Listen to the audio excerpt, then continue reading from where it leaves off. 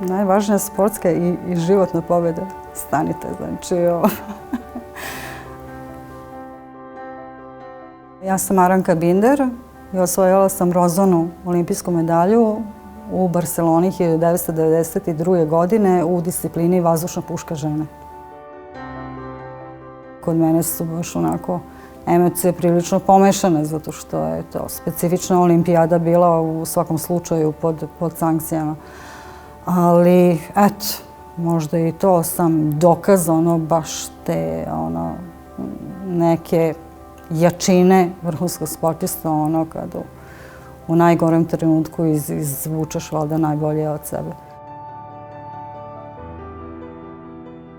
Treba biti hrabar u svakom slučaju, ali mislim da niko ne može ni da stigne do vrhunskog sportista ako nije hrabar.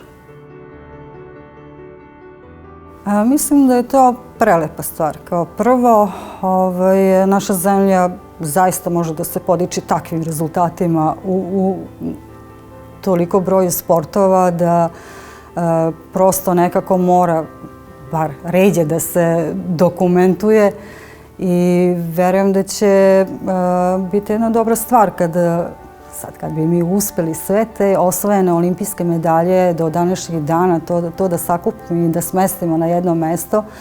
I verujem da je to podstrek i ovim današnjim olimpijcima i onda svaku narednu medalju nekako priključiti eto, neverovatnoj zbirci. Ja verujem da je to puno znači ne samo za sport, nego uopšte za naš narod.